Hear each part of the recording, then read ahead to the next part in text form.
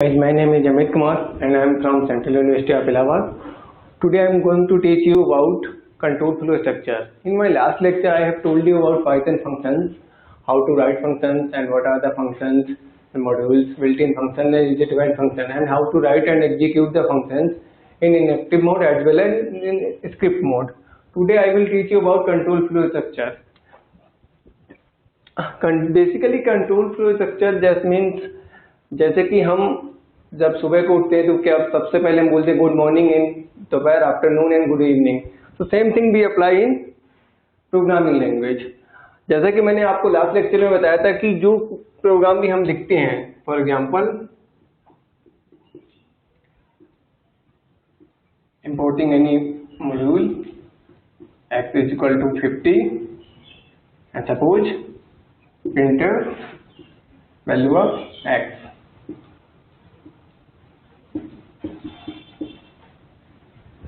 जैसा कि मैंने आपको लास्ट लेक्चर में बताया था कि जो प्रोग्राम भी हम लिखते हैं तो पाइथन एक इंटरप्रेटर लैंग्वेज है जो भी starting execution of program start from top and one by one comes to bottom. मतलब कि सबसे पहले ये वाली लाइन एग्जीक्यूट होगी, उसके बाद नेक्स्ट लाइन ये, उसके बाद नेक्स्ट लाइन ये. तो अभी तक हमने ये सीखा था. लेकिन अगर कभी हम ऐसा चाहते हैं कि हमारा जो फ्लो ऑफ एग्जीक्यूशन है वो ना कि टॉप टू बॉटम होकर के हम उसको कंडीशनल अपने अकॉर्डिंग, अगर कोई कंडीशन हमारी सेटिस्फाई हो तो ये वाला ब्लॉक एग्जीक्यूट हो, अगर कोई दूसरी कंडीशन हमारी सेटिस्फाई हो तो ये अदर ब्लॉक एग्जीक्यूट हो. तो उस चीज के लिए कि ना कि सिंपली टॉप टू बॉटम को अगर हम चेंज करना चाहते हैं कि अपने अकॉर्डिंग उसको कंडीशनल देना चाहते हैं, अगर कोई कंडीशन सेटिस्फाई हो उसके अकॉर्डिंग हमारा ब्लॉक ऑफ स्टेटमेंट एग्जीक्यूट हो, तो उसके लिए हम कंट्रोल फ्लो स्टेटमेंट का स्ट्रक्चर का यूज करते हैं. फॉर एग्जाम्पल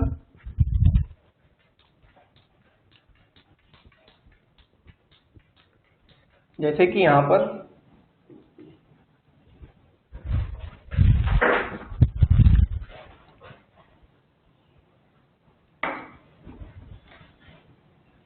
सपोज मैंने कोई कंडीशन दे दी, कंडीशन 1, और यहाँ पर कुछ स्टेटमेंट दे दिया, statement block 1. Then next condition, condition 2, statement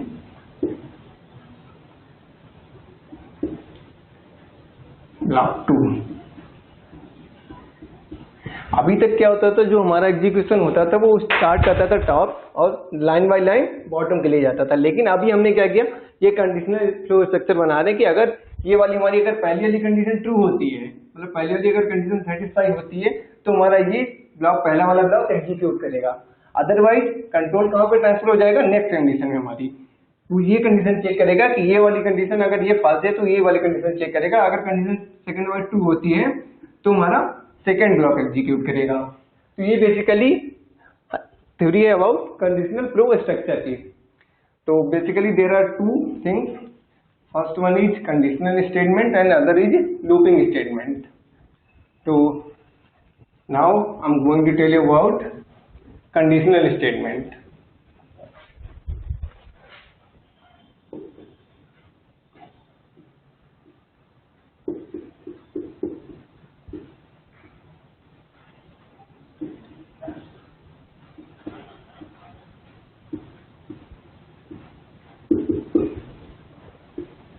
as the name suggest, basically conditional statement हम इसलिए यूज करते हैं कि अकॉर्डिंग टू हम अपने कंडीशंस लगा सकें प्रोग्राम से, और अगर जो कंडीशन हमारी सेटिस्फाई हो उसी के अकॉर्डिंग हम उसके करस्पॉन्डिंग जो ब्लॉक है वो हमको एग्जीक्यूट करा सकें. For example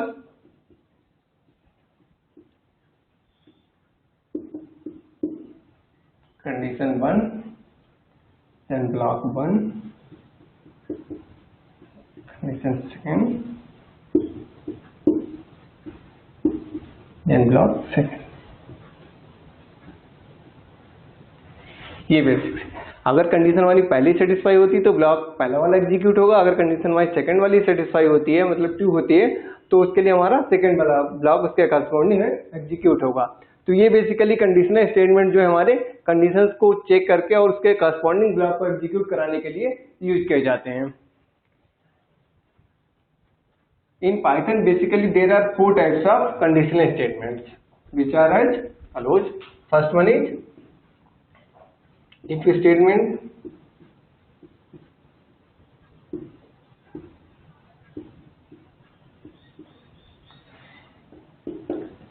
Second is if else.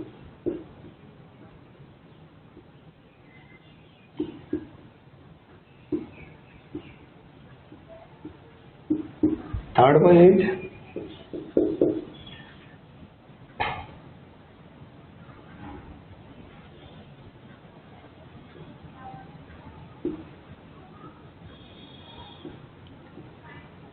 if statement.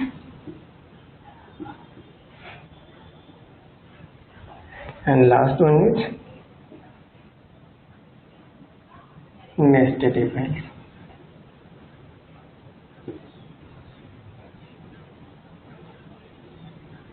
या nested condition.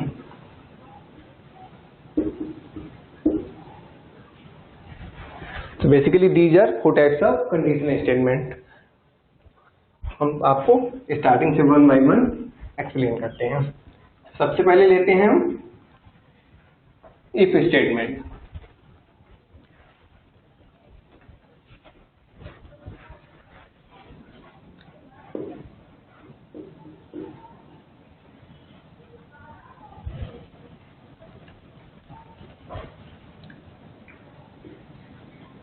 if statement.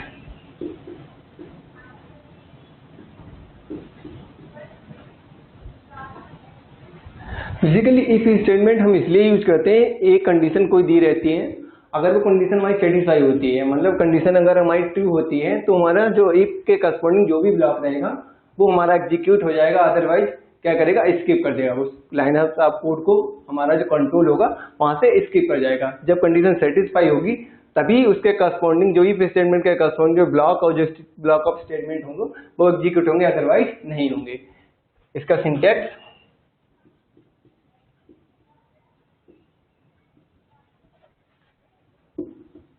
if condition या expression.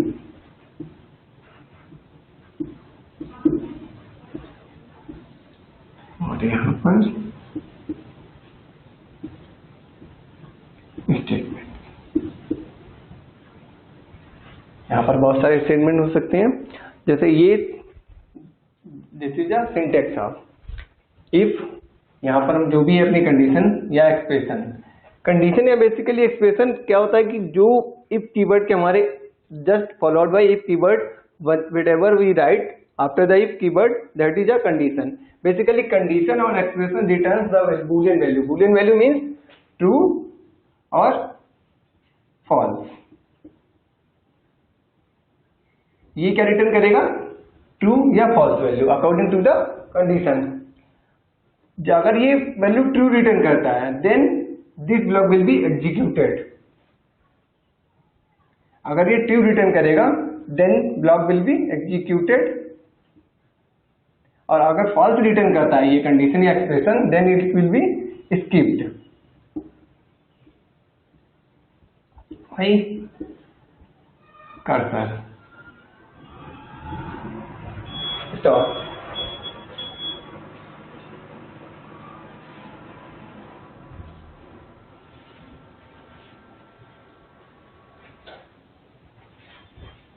Then again start. As I have told you, अगर this condition will return true, then the block of statement will be executed. Otherwise, it will be skipped by control. Let us take an example.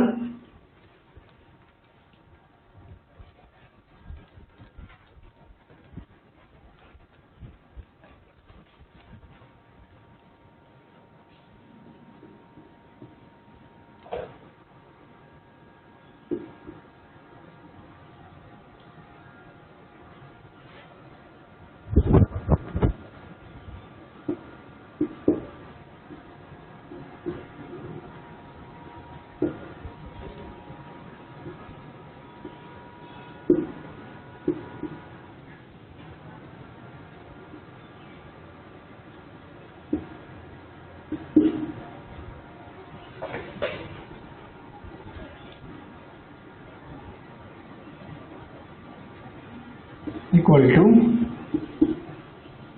5। यहाँ पर ये हमने variable का initialisation कर दिया।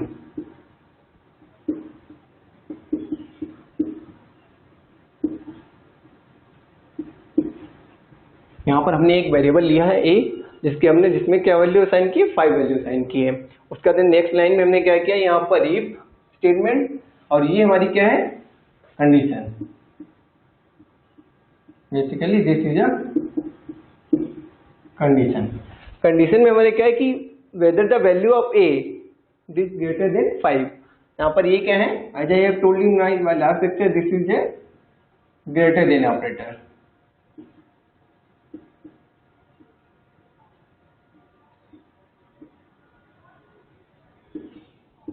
यहाँ पर ये क्या चेक करेगा कि a की वैल्यू 5 से बड़ी है कि नहीं है। अगर ये वैल्यू a की 5 से बड़ी है तो ये क्या रिटर्न करेगा, then it will be return true. और अगर ये वैल्यू लेस देन 5 है then it will be return false. तो यहाँ पर a की वैल्यू ग्रेटर देन 5 तो है नहीं, a इज इक्वल टू 5, तो ये क्या रिटर्न करेगा, it will be return false. जैसा कि मैंने आपको बताया कि अगर ये कंडीशन हमारी रिटर्न करती है वैल्यू फॉल्स, तो ये क्या करेगा, इसके जस्ट जो नेक्स्ट ब्लॉक ऑफ स्टेटमेंट है इसको क्या करेगा, स्किप कर देगा। अगर ये वैल्यू हमारी ट्रू रिटर्न करेगी तभी ये block of statement followed by if condition will be executed, otherwise it will be skipped. तो यहाँ पर इसमें कंडीशन ने क्या, as not greater than 5, then it will return false and this block of statement will be skipped.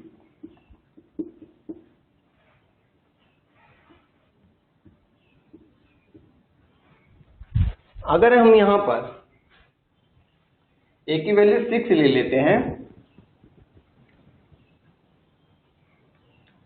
Now अब a की value कितनी हो गई, 6।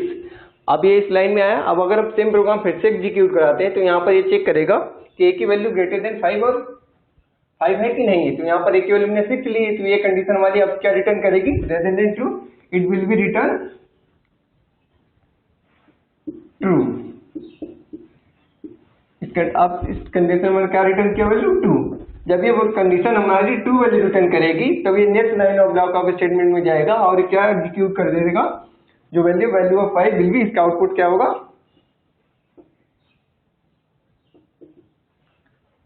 Value of 5 is equal to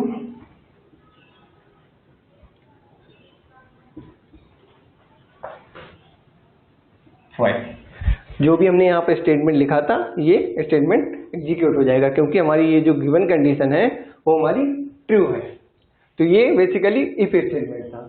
now move to next statement, that is if else.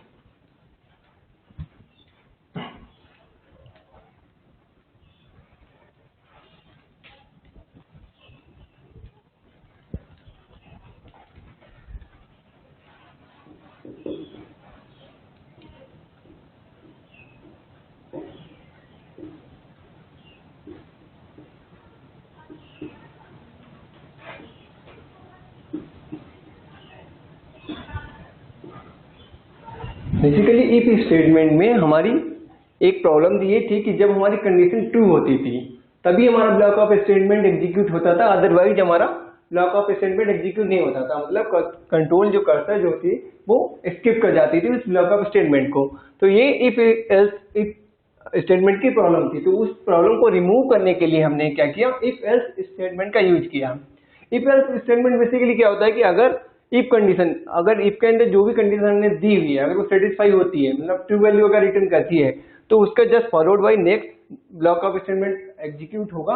Otherwise अगर condition हमारी false return करती है, मतलब कंडीशन सेटिस्फाई नहीं होती है, तो ये हमारा कंट्रोल जो कर्सर होगा वो कहाँ चला जाएगा, एल्स ब्लॉक में चला जाएगा। और एल्स ब्लॉक के अंतर्गत जो भी हमारा ब्लॉक ऑफ स्टेटमेंट होगा ये हमारा उसको एग्जीक्यूट कर देगा। सिंटैक्स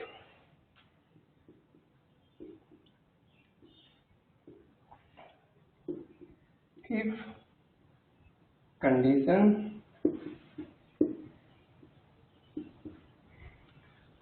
यहाँ पर statement block 1, next else block statement,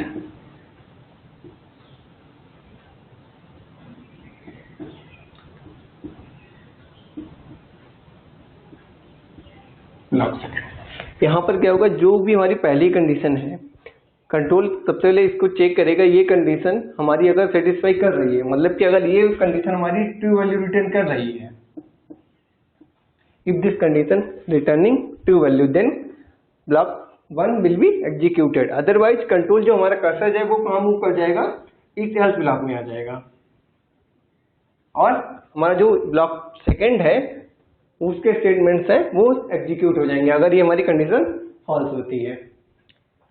Let's take an example.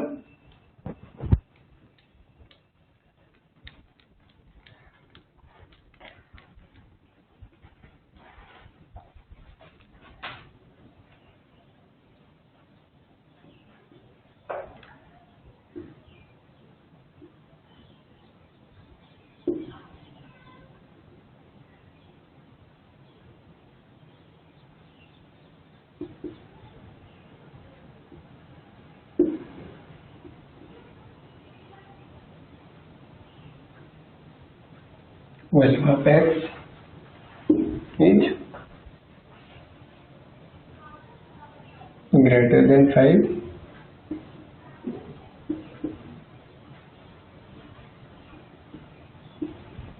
else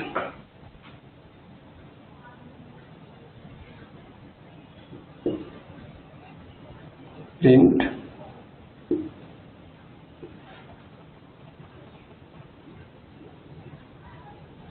value of x is less than 5।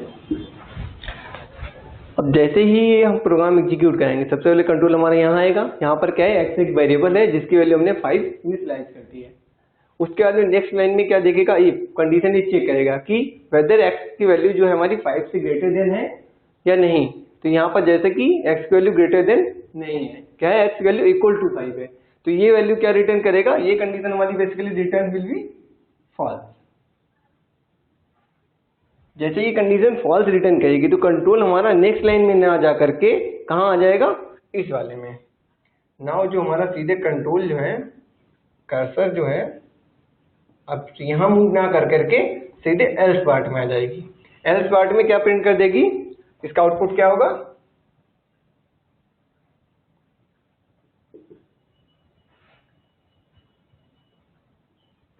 Value of x is less then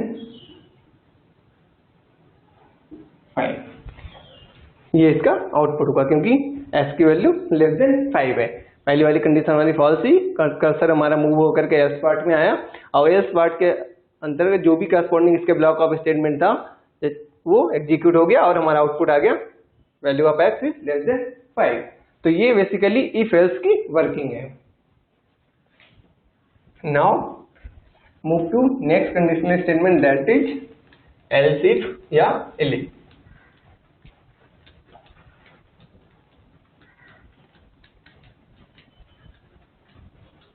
third one is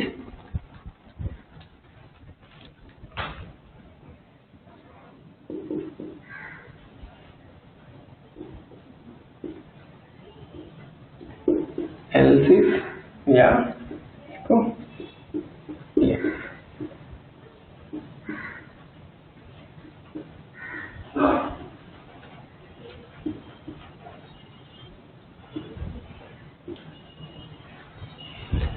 अभी तक हमने क्या देखा था कि यहाँ पर हमारी ओनली 2 कंडीशन थी। अगर हमारी पहली वाली कंडीशन एग्जीक्यूट होती थी, उसके करस्पॉन्डिंग जो ब्लॉक ऑफ स्टेटमेंट था वो एग्जीक्यूट होता था, और या अगर पहली वाली कंडीशन फॉल्स होती थी तो सेकंड वाले एल्स पार्ट में आता था और उसके करस्पॉन्डिंग जो भी ब्लॉक ऑफ स्टेटमेंट वो एग्जीक्यूट होता था।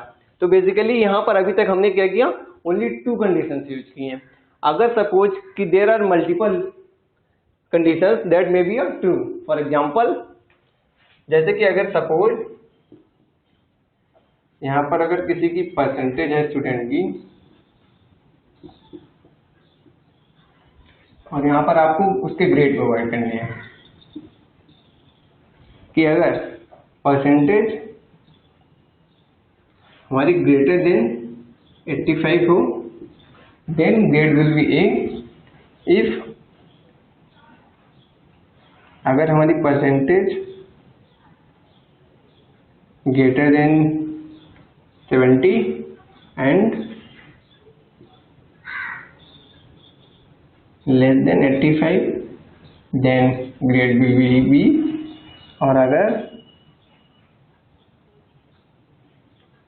greater than 60 and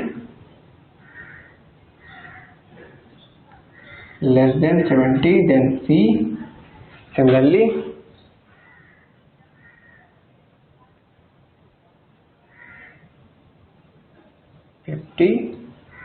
and less than 60 then grade will be D. Otherwise percentage greater than 40 and less than 45 then यहाँ पर स्टूडेंट विल बी फेल। अगर हम इस एग्जाम्पल को कंसीडर करते हैं कि कोई हमारे पास एक हमको ऐसा प्रोग्राम बनाना है कि जहाँ पर हमको अकॉर्डिंग टू द परसेंटेज हमको क्या करना है, स्टूडेंट को ग्रेड प्रोवाइड करने हैं। कि जैसे कि अगर स्टूडेंट की परसेंटेज जो हमारी 85 के अबव हो या 85 हो तो उसके करस्पॉन्डिंग हमको क्या ग्रेड देना है, उसको ए देना है। और अगर 70 से ग्रेटर देन हो और लेस देन 85 हो तो उसको B. Similarly and all this. तो इस केस में हम इफ या एल्स का यूज नहीं कर सकते हैं क्योंकि यहाँ पर मोर देन 2 कंडीशंस हैं। तो और इफ या एल्स का जैसा कि मैंने आपको बताया कि only uses for only 2 conditions. तो यहाँ पर हमें एल्स इफ का यूज करते हैं।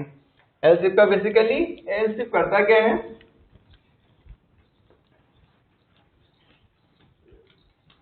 it basically combines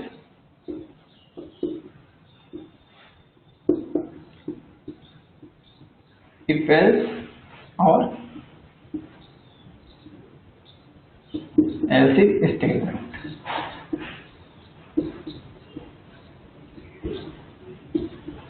ये बेसिकली कंबाइन करता है if else और else if स्टेटमेंट को और ये बेसिकली एक चेन बना के चलता है, चेन ऑफ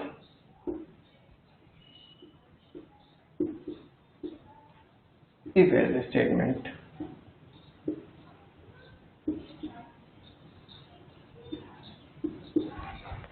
जहां पर हम any number of condition check कर सकते हैं।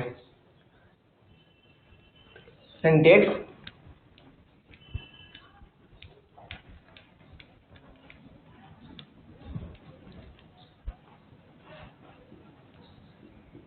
syntax is basically if condition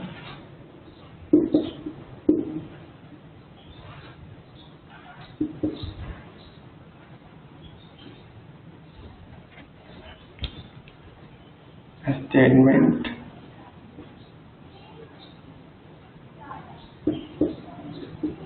block 1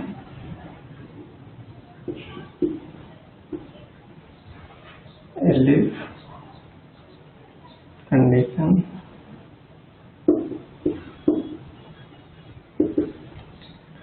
statement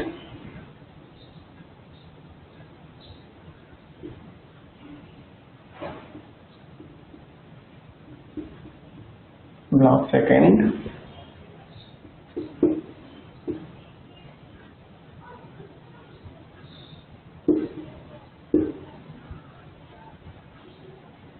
condition statement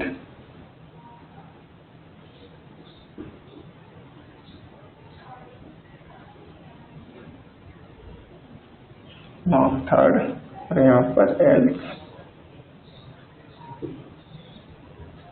statement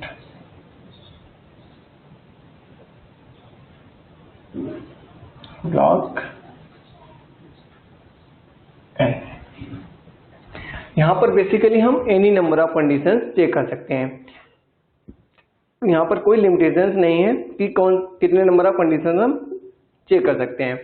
और बेसिकली सबसे पहले जो भी हमारी कंडीशन, जो हमारा कर्सर होता है वो यहाँ से एग्जीक्यूशन स्टार्ट करता है। सबसे पहले वो ये चेक करता है कि इफ के अंदर जो भी कंडीशन हमने दी है वो सेटिस्फाई कर रही है, मतलब ट्रू वैल्यू रिटर्न कर रही है कि नहीं। अगर ये पहली कंडीशन हमें ट्रू वैल्यू रिटर्न कर रही है तो ये हमारा इसके करस्पॉन्डिंग ब्लॉक वन भी एग्जीक्यूटेड। अगर हमारी पहले वाली कंडीशन फॉल्स है then it will move to next condition.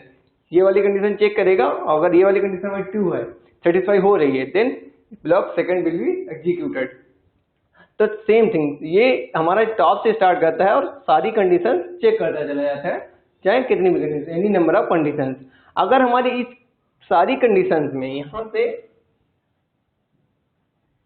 कोई भी कंडीशन अगर हमारी ट्रू नहीं है then it will move to a next else part. ये सारी कंडीशन अगर हमारी फॉल्स है देन हमारा क्या करेगा, ये एल्स पार्ट को एग्जीक्यूट करेगा। जब ये सारी कंडीशन फॉल्स होंगी तभी, अदरवाइज जो भी कंडीशन एग्जीक्यूट होगी हमारी वो कंडीशन उसके करस्पॉन्डिंग जो भी ब्लॉक होगा वो हमारा एग्जीक्यूट हो जाएगा।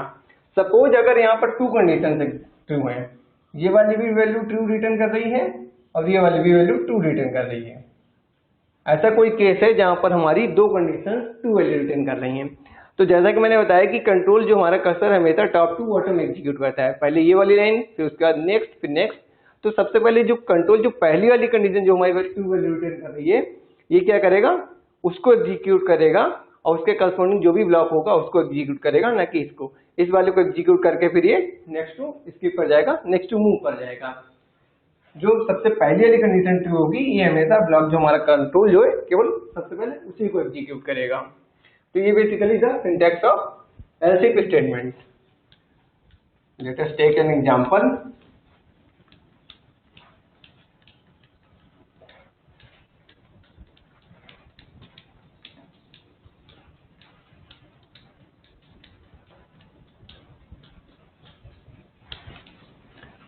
Example, suppose percentage is equal to 80.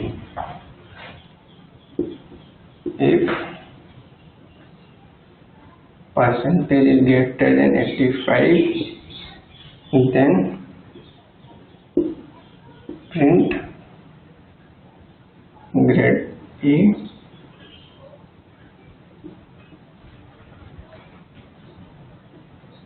else if percentage is greater than 70 and percentage is less than 85, then print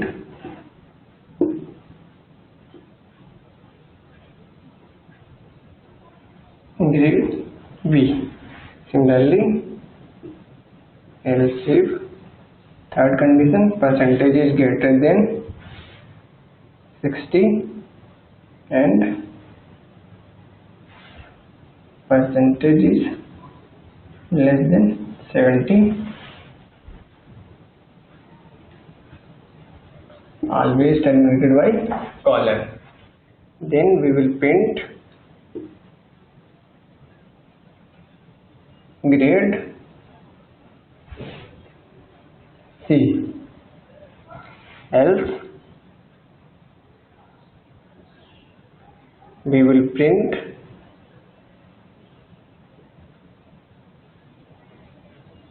fail.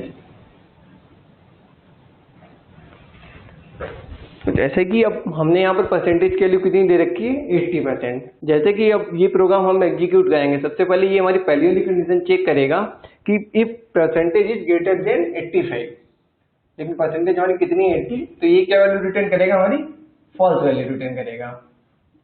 तो जैसे ये कंडीशन हमारी फॉल्स वैल्यू रिटर्न करेगी तो जो हमारा कंट्रोल जो कर्सर होगा वो ना इस नेक्स्ट लाइन में मूव ना कर करके क्या करेगा, सीधे यहाँ से इस वाली लाइन को स्किप कर करके सीधे सेकंड कंडीशन में मूव हो जाएगा। अब यहाँ पर ये क्या करेगा, चेक करेगा सेकंड कंडीशन हमारी कि परसेंटेज इज ग्रेटर देन 70, हाँ तो परसेंटेज ग्रेटर देन 70 है और परसेंटेज लेस देन 85। तो हमारी परसेंटेज बेसिकली इसको हम इस तरह से भी लिख सकते हैं 70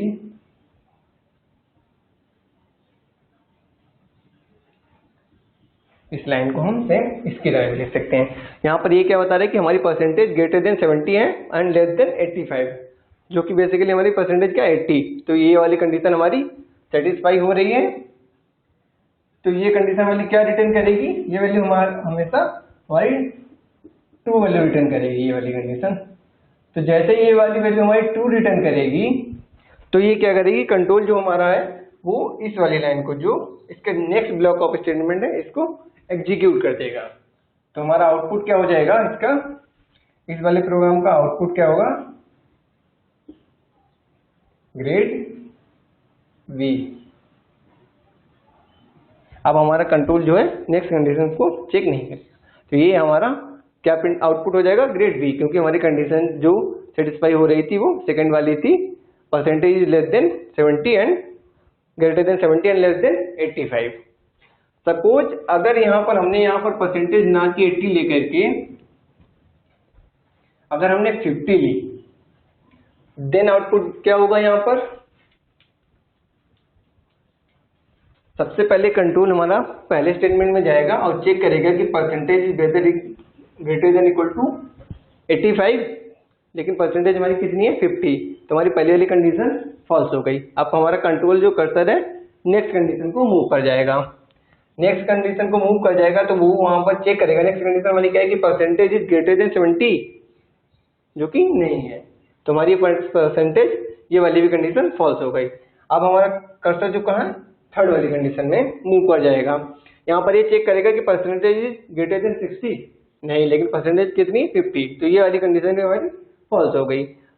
जैसा कि मैंने आपको बताया था कि अगर ये सारी कंडीशंस अगर फॉल्स हो जाती हैं देन कंट्रोल क्या करेगा, एल्स पार्ट में जाएगा और एल्स पार्ट की जो भी वैल्यू होगी, जो भी ब्लॉक ऑफ स्टेटमेंट में लिखा होगा उसको एग्जीक्यूट कर देगा। तो यहाँ पर क्या लिखा है कि आउटपुट क्या आ जाएगा स्टूडेंट पे, output will be fail.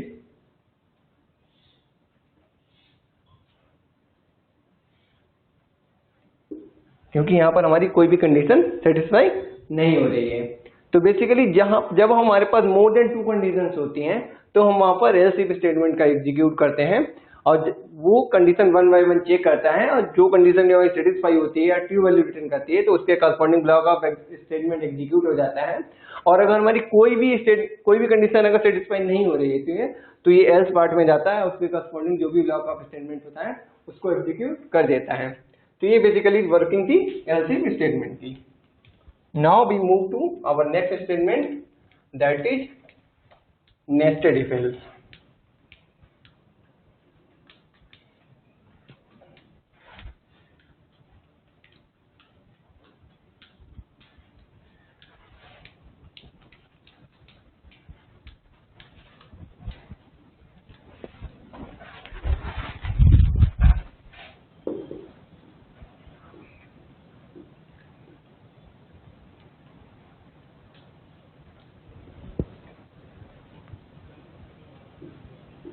Nested if else।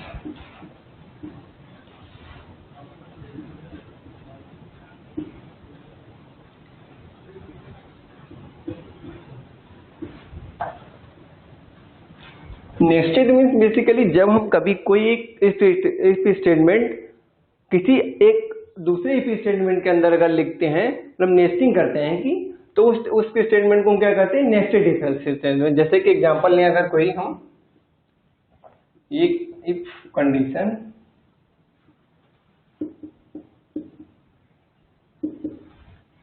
और इसके अंदर अगर हमने कोई दोस्ती कंडीशन चेक कराई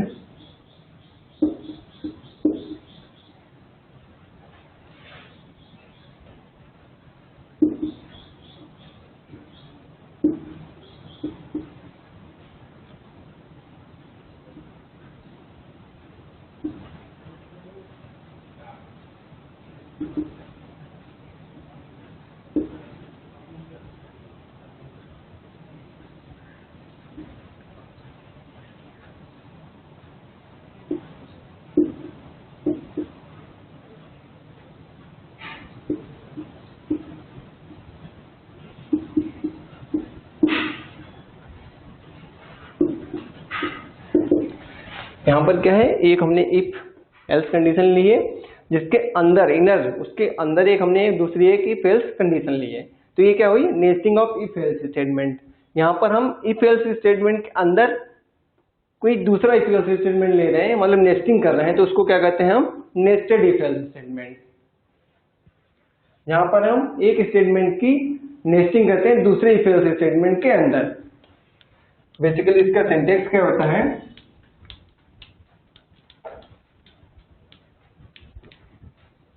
syntax of nested if else,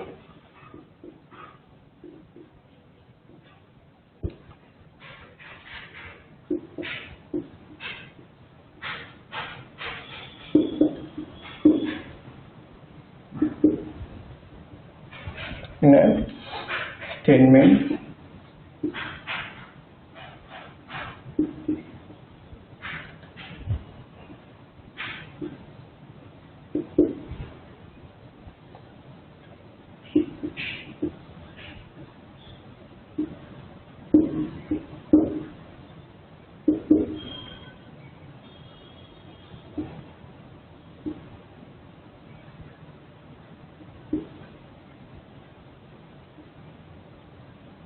else statement.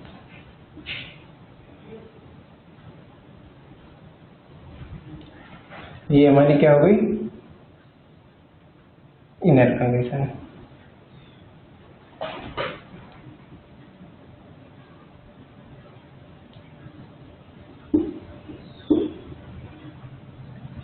Basically हम नेस्टेड इफ एल्स का तब यूज करते हैं जब हम चेक करते हैं कि जो भी कंडीशन हमारी चेक हो रही है, जो भी कंडीशन हमारी सेटिस्फाई हो रही है, उसके अंदर जो उसकी इनर कंडीशन है वो सेटिस्फाई हो रही है कि नहीं, उस इनर कंडीशन को चेक करने के लिए हम nesting of if else statement की करते हैं। तो यहाँ पर इसका ये सिंटेक्स हो गया। सबसे पहले ये जाएगा, ये चेक करेगा, अगर ये कंडीशन हमारी ट्रू रिटर्न कर रही है तो ये ब्लॉक हमारा एग्जीक्यूट हो जाएगा, अदरवाइज क्या जाएगा, एल्स पार्ट में जाएगा।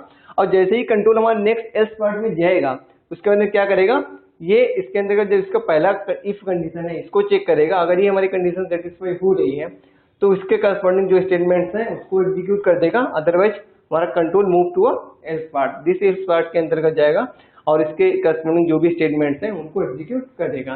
तो ये basically syntax of nested if else. Let us take an example.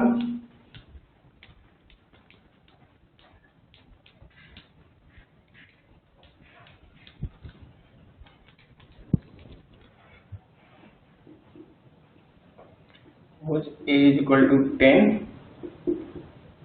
if a is greater than 20, then print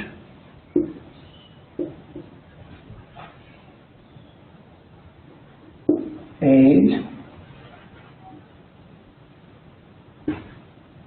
greater than 20, else हमने क्या किया, यहाँ चेक किया, if a is greater than 15, then क्या प्रिंट कर दे,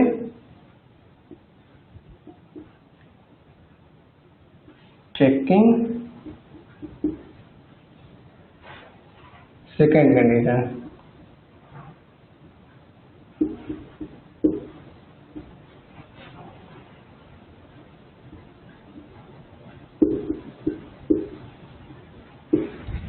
अगर ये ना है तो इसका इफ का एल्स पार्ट क्या होगा, ये यहाँ पर प्रिंट कर दे,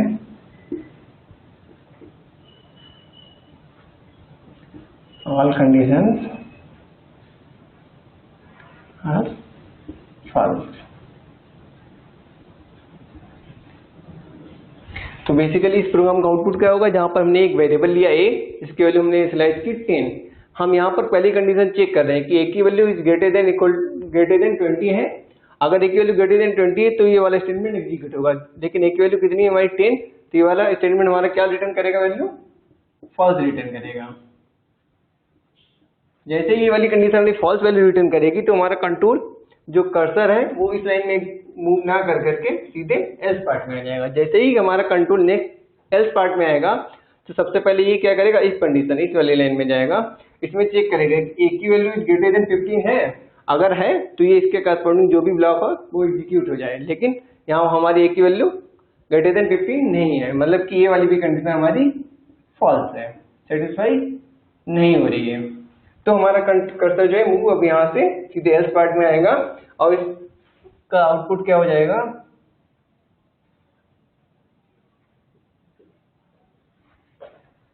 ऑल कंडीशंस आर फॉल्स। इस प्रोग्राम का आउटपुट ये हो जाएगा क्योंकि हमारी एक वैल्यू 10 है, सारी कंडीशन फॉल्स है। कर्सर हमारा यहाँ पर आएगा या और इस एल्स पार्ट के नेक्स्ट जो भी ब्लॉक ऑफ स्टेटमेंट है ये हमारा उसको एग्जीक्यूट कर देगा और finally output all conditions are false. तो ये basically working of nested if else. तो जो अभी तक मैंने आपको बताया कि 4 कंडीशनल स्टेटमेंट होते हैं और उनका क्या सिंटैक्स है, क्या वर्किंग है और उनके कैसे एग्जांपल्स लेते हैं, ये तो बात थी कंडीशनल स्टेटमेंट की। Now we move to looping statement.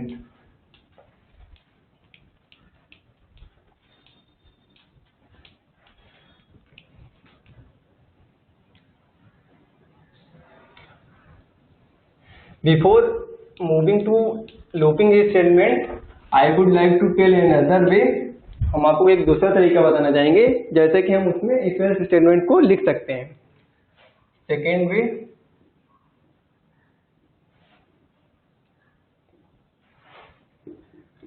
To right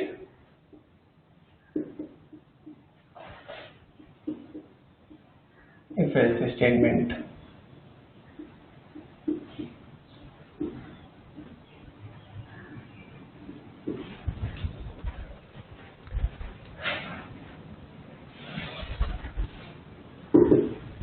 syntax उसका क्या होगा,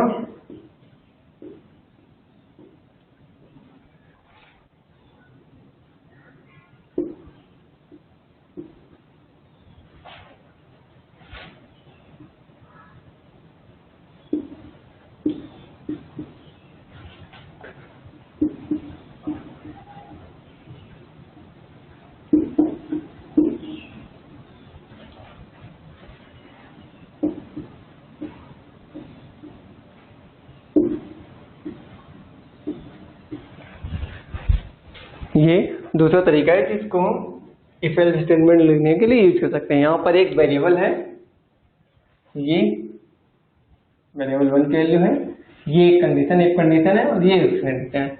यहाँ पर अगर हमारा इफ कंडीशन अगर हमारी ट्रू होती है, मतलब अगर ये कंडीशन हमारी सेटिस्फाई होती है, ट्रू वैल्यू रिटर्न करती है, देन क्या होगा, इफ पहला केस होगा क्या हमारा, अगर इफ कंडीशन हमारी ट्रू होती है तो क्या होगा,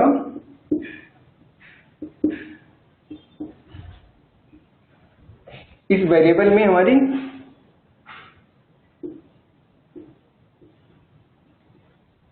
वेरिएबल 1 की वैल्यू असाइन हो जाएगी।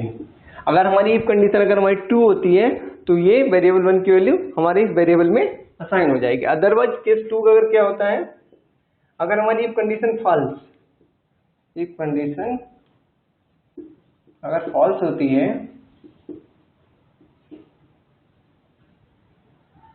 देन क्या होगा, वेरिएबल में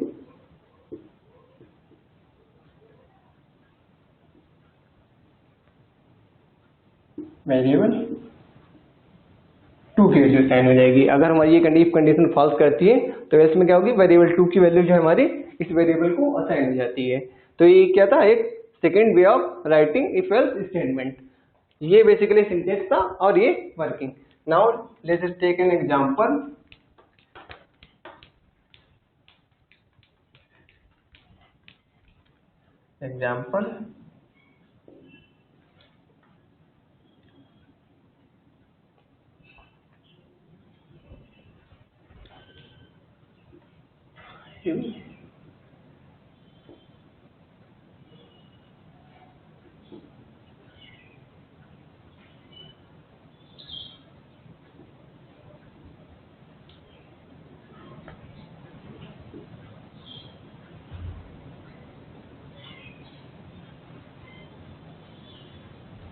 फर्स्ट ये हमने 4 वेरिएबल लिए हैं जिनकी वैल्यू हमने यहाँ पर इनिशियलाइज कर दी है।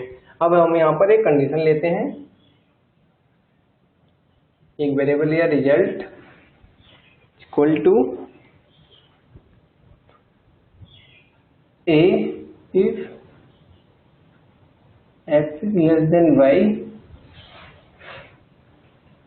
else v।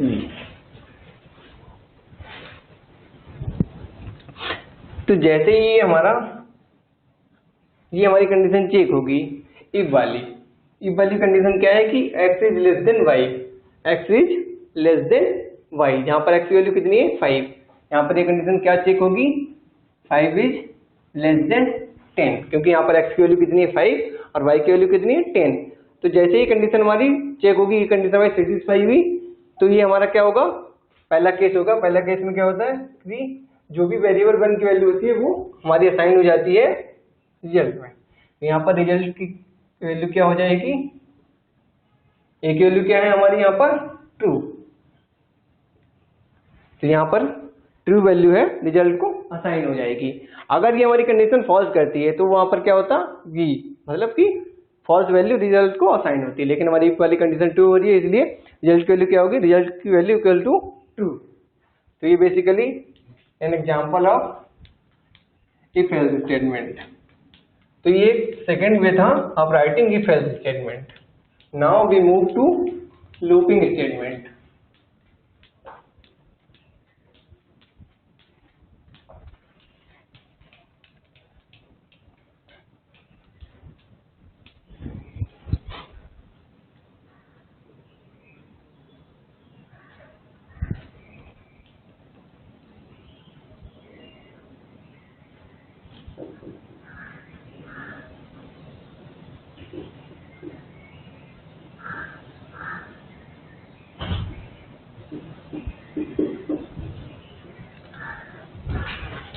जैसा कि हम सभी लोग जानते हैं, कंप्यूटर का हम बेसिकली यूज करते हैं रिपीटिव, मतलब कि अगर कोई सेम टास्क हमको बार बार परफॉर्म करना है तो हम उसके लिए सिस्टम का यूज करते हैं, ना कि बार बार अगर सेम कैलकुलेशन अगर परफॉर्म करनी है तो बार बार नया कैलकुलेशन करके क्या करते हैं, हम ऑटोमेटिक का यूज कर लेते हैं कि ऑटोमेटिकली वो कैलकुलेशन परफॉर्म हो जाए। तो जहां पर हमारा अगर सेम लाइन ऑफ कोड या सेम कंप्यूटेशन, अगर कोई सेम टास्क अगर हमको अगेन एंड अगेन मतलब कई बार परफॉर्म करना है, तो हम उसके लिए क्या कर सकते हैं, ना कि बार बार कोड लिख करके क्या कर सकते हैं, सिंपली लूपिंग स्टेटमेंट का यूज कर सकते हैं। लूप का बेसिकली मतलब ये है कि कोई सेम टास्क जो है बार बार हमको उसी को एग्जीक्यूट करना है, उसी सेम टास्क को बार बार परफॉर्म करना है। कि जैसे कि फॉर एग्जांपल अगर सपोज अगर हमको यहाँ पर अगर हमको यहाँ पर 1 से लेकर के 10 तक की वैल्यू प्रिंट करनी है, तो एक तरीका तो इसका ये है कि हम 10 लाइन लिखें, प्रिंट 1 प्रिंट 2, इसी तरह यहाँ पर प्रिंट 10। ये हमको इसमें क्या हो 10 लाइन लिखनी पड़ी। तो ये हमारा क्या करता है, बेसिकली लाइन्स ऑफ कोड बढ़ गया और इसकी एग्जीक्यूशन टाइम भी बढ़ जाएगा सिमिलरली। और अगर हमको यही सेम टास्क अगर हम लूपिंग स्टेटमेंट से परफॉर्म करते हैं, क्योंकि हमको पता है कि हमको हर लाइन में सिंपली क्या करना है कि एक वैल्यू प्रिंट करनी है, तो ना कि हम बार बार ये सेम लाइन लिख करके क्या करेंगे, इसको एक लाइन में लिख देंगे।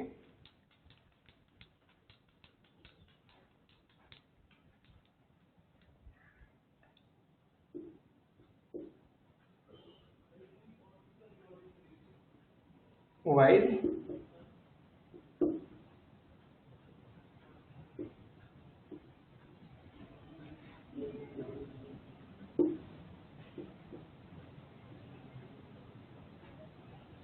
अभी यहाँ पर क्या रिटर्न करेगा, पहले सबसे पहले हमने ये क्या किया, इनिशियलाइज किया i की वैल्यू 1, और जब तक ये हमारा प्रिंट करता रहेगा जब तक हमारी i की वैल्यू लेस देन और इक्वल टू 10 नहीं होगी, तब तक ये हमारी वैल्यू 10 नहीं होगी, तब तक ये हमारी वैल्यू प्रिंट करता रहेगा।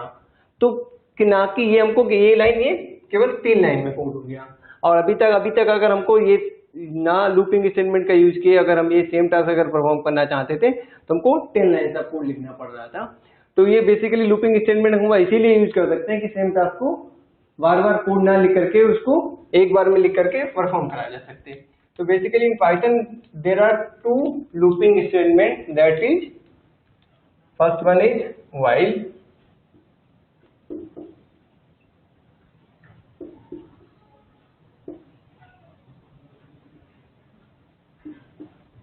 और सेकेंड है फॉर।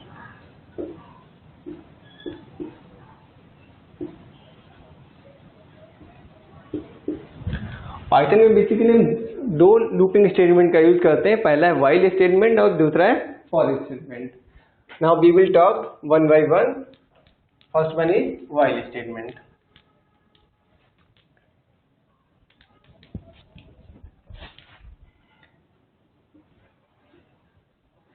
व्हाइल स्टेटमेंट का हम यूज इसलिए करते हैं जब तक हमारी कंडीशन ट्रू रहती है, जब तक हमारी कंडीशन ट्रू रहेगी तब तक इसके करस्पॉन्डिंग जो भी ब्लॉक ऑफ स्टेटमेंट है वो हमारा एग्जीक्यूट होता रहेगा, और जैसे ही कंडीशन हमारी फॉल्स हुई तो हमारा कर्सर वहीं से control move back to next point, वहीं से हमारा स्किप कर जाएगा।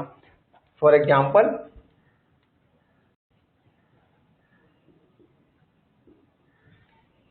चलिए इसका सिंटेक्स में क्या होता है, यहाँ पर इसका इनिशियलाइजेशन,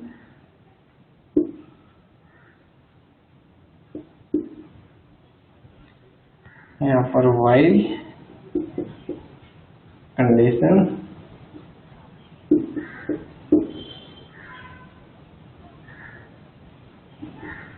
और यहाँ पर स्टेटमेंट।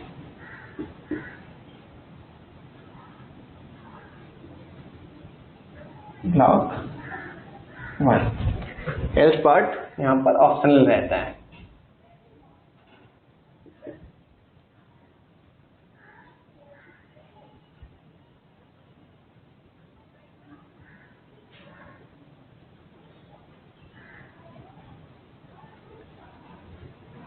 हम चाहें तो इसको लिख सकते हैं, अदरवाइज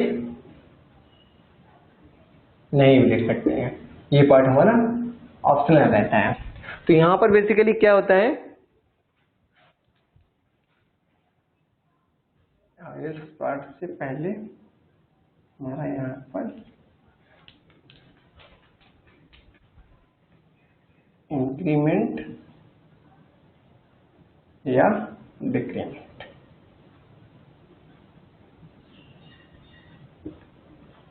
ये बेसिकली हमारा सिंटेक्स है व्हाइल स्टेटमेंट का। तो व्हाइल स्टेटमेंट में क्या होता है कि सबसे पहले वेरिएबल का इनिशियलाइजेशन करते हैं, उसके बाद में कंडीशन चेक होती है, और उसके बाद में क्या होता है कि जो भी कंडीशन अगर हमारी सेटिस्फाई हुई तो उसके करस्पॉन्डिंग जो भी स्टेटमेंट जो भी ब्लॉक होगा वो हमारा एग्जीक्यूट हो जाएगा, और उसके बाद में क्या होगा, वेरिएबल का जो भी इंक्रीमेंट डिक्रीमेंट होगा वो होगा, उसके बाद में फिर मूव टू कर्सर हमारा बैक टू कंडीशन आएगा, फिर से चेक करेगा, अगर कंडीशन सेटिस्फाई हुई तो उसके करस्पॉन्डिंग जो भी स्टेटमेंट होगा वो एग्जीक्यूट कर जाएगा। तो basically there are some points regarding to while statement. पहला पॉइंट क्या है, कंडीशन है चेक्ड बिफोर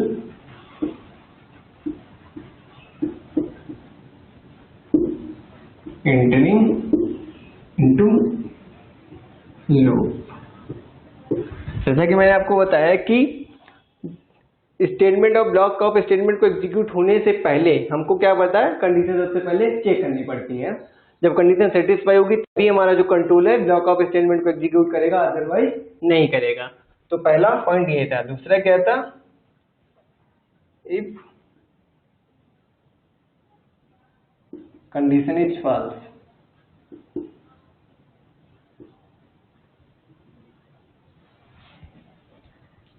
then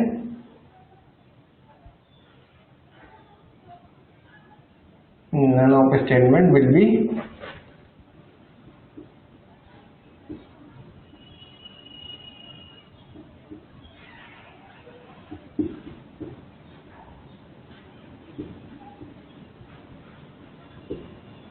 अगर हमारी कंडीशन फॉल्स है तो हमारा कोई भी स्टेटमेंट एग्जीक्यूट नहीं करेगा, कंट्रोल हमारा वहीं से रिटर्न बैक हो जाएगा।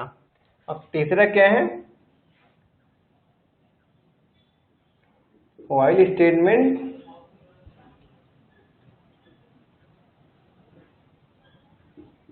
Can also use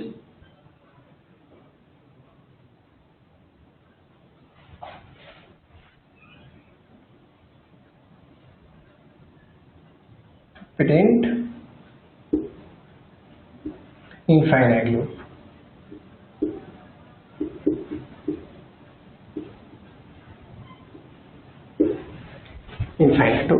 infinite loop का मतलब ये हो कि ऐसा लूप जो स्टार्ट हुआ जिसका एंडिंग पॉइंट आपने नहीं बताया है, कि स्टार्टिंग पॉइंट तो है, एक बार लूप चल गया और वो इनफाइनाइटली चलता जा रहा है, उसका कोई स्टॉपेज नहीं है। तो ऐसे लूप को भी हम व्हाइल लूप के से चला सकते हैं। तो नाउ टेस्ट एक एग्जांपल लेते हैं।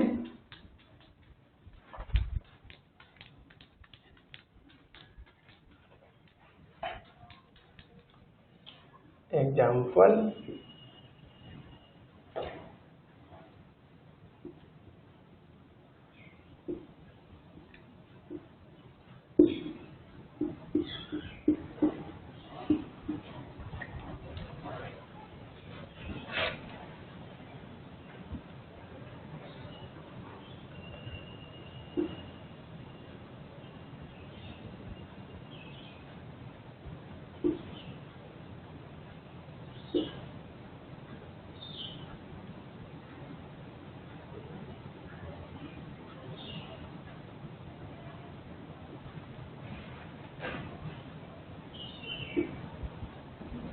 print current value of I, और यहाँ पर I, और यहाँ पर I इज इक्वल टू, इसको हम ऐसे भी लिख सकते हैं I प्लस 1 और I प्लस, इसको ऐसे लिख सकते हैं। तो यहाँ पर ये क्या करेगा, और यहाँ पर अगर हम चाहें तो इस पार्ट ऑप्शनल है, उसको भी लिख सकते हैं।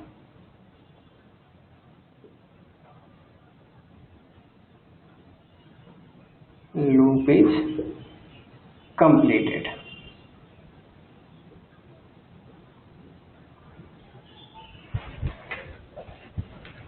That is the optional part.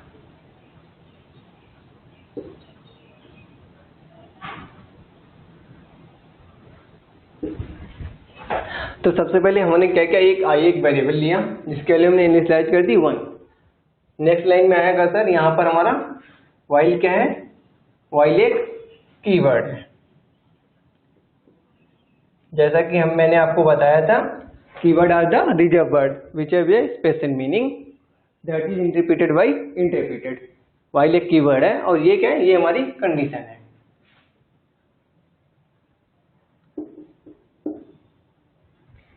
आई एक वेरिएबल है जिसके वैल्यू हमने 1 इनिशियलाइज किए। नेक्स्ट लाइन में आया व्हाइल, यहाँ पर एक कंडीशन चेक की, आई की value is less than equal to 10 है, हाँ 10 है, कंडीशन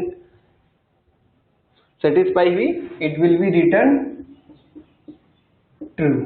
जैसे ही कंडीशन ने ट्रू रिटर्न किया, ये क्या किया, इसका next block of statement will be executed. तो इसका आउटपुट क्या होगा, 1 2 3 फिंगर 10 and then loop is completed।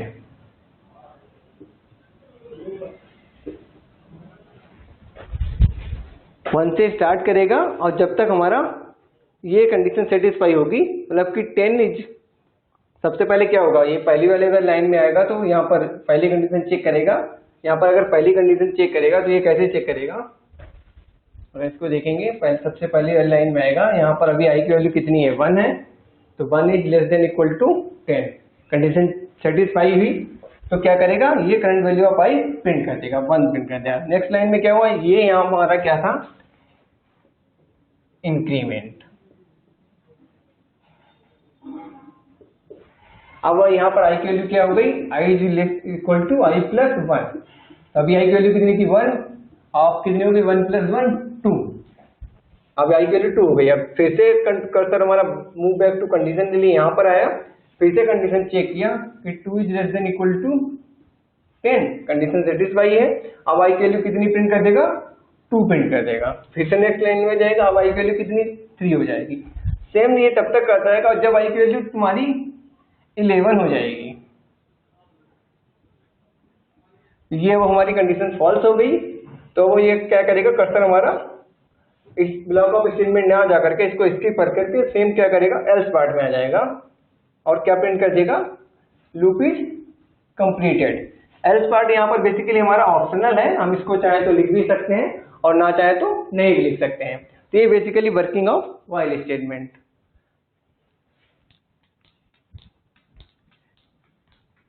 Next is nesting of while statement.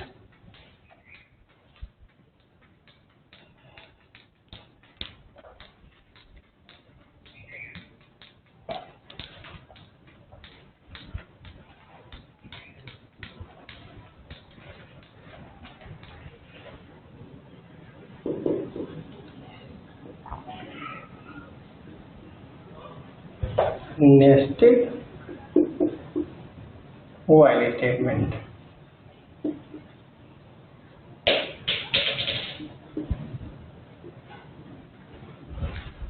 जैसा कि मैंने अभी आपको नेस्टेड ऑफ इफ एल्स बताया था, same things is apply here. अगर हम कोई एक व्हाइल स्टेटमेंट किसी अनदर व्हाइल स्टेटमेंट के अगर अंदर लिखते हैं, इनर कंडीशन में लिखते हैं, तो वो क्या कहलाता है, nesting of while statement.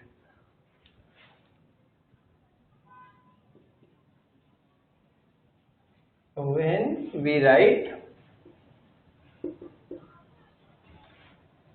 one while statement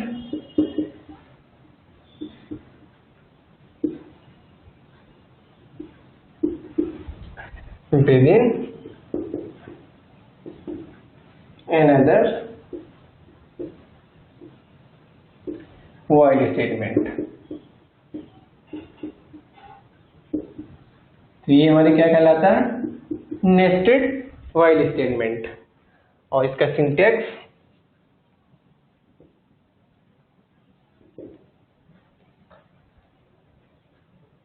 यहाँ पर व्हाइल कंडीशन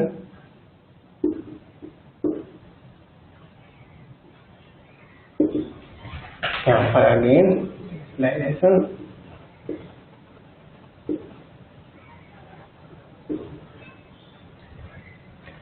while condition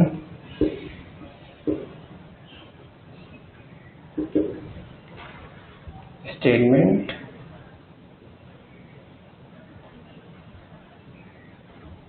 और यहाँ पर इंक्रीमेंट डिक्रीमेंट।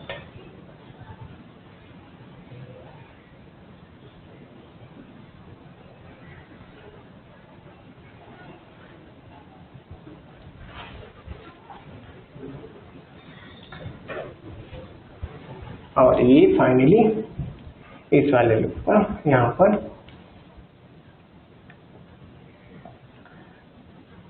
स्टेटमेंट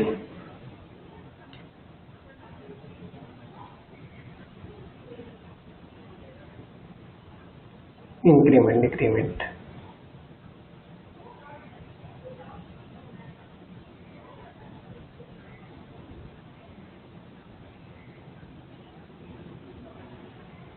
ये हमारा क्या हुआ, इनर व्हाइल लूप।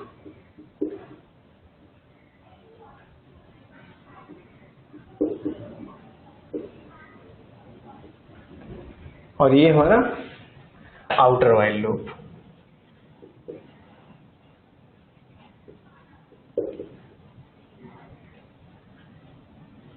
ये सबसे पहले कंट्रोल क्या होगा हमारा, इस वाली कंडीशन को चेक करेगा। अगर ये वाली कंडीशन हमारी सेटिस्फाई होती है तब ये क्या करेगा, control move to the next point. यहाँ पर इनिशियलाइजेशन होगा नेक्स्ट वेरिएबल का, उसके बाद में फिर ये नेक्स्ट व्हाइल वाली कंडीशन अगर हमारी चेक करेगा ये कंडीशन सेटिस्फाई हो रही है। अगर कंडीशन सेटिस्फाई हुई मतलब अगर ट्रू वैल्यू रिटर्न किया ये वाली कंडीशन ने, तो इसके करस्पॉन्डिंग जो भी स्टेटमेंट्स होंगे वो एग्जीक्यूट हो जाएंगे। उसके बाद में नेक्स्ट लाइन में इंक्रीमेंट डिक्रीमेंट होगा and control move back to the this condition and again same task will be perform. यहाँ पर कंडीशन जैसे चेक होगी और कंडीशन ट्रू हुई तो ये हमारा स्टेटमेंट एग्जीक्यूट हो जाएंगे। अगर कंडीशन हमारी फॉल्स होती है then control move back to the this statement. यहाँ पर ये भी जो भी स्टेटमेंट्स हैं वो एग्जीक्यूट होंगे, उसके करस्पॉन्डिंग फिर इंक्रीमेंट डिक्रीमेंट होगा वेरिएबल में और cursor move back to the this condition. ये basically syntax of nested while statement. Let us take an example.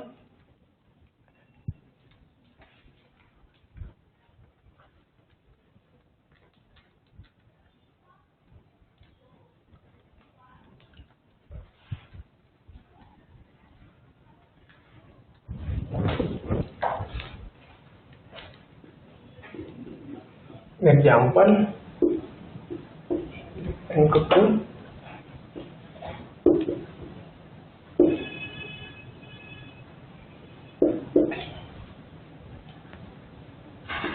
z is equal to 1 while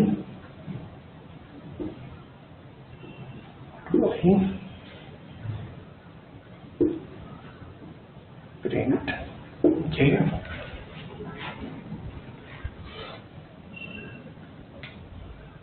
is equal to j plus 1. Now let's print I and I is equal to I plus 1.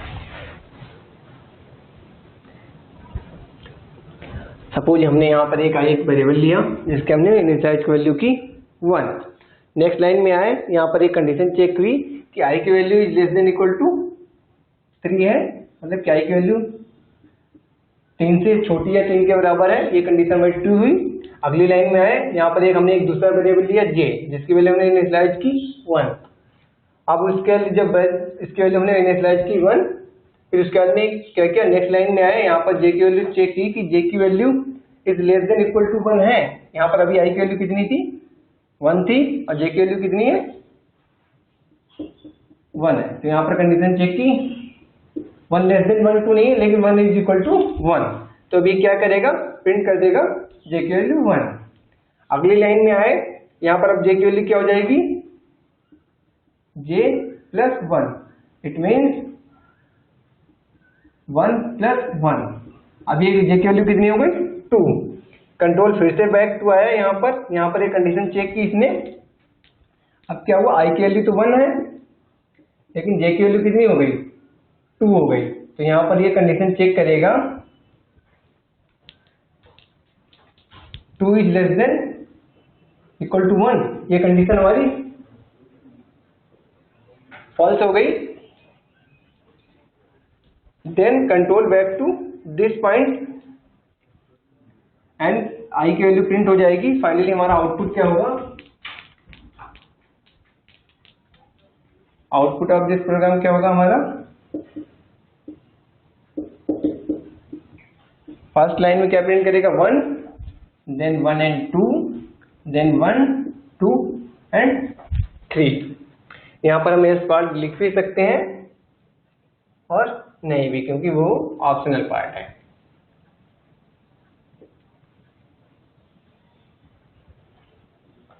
तो ये basically working of nested while statement.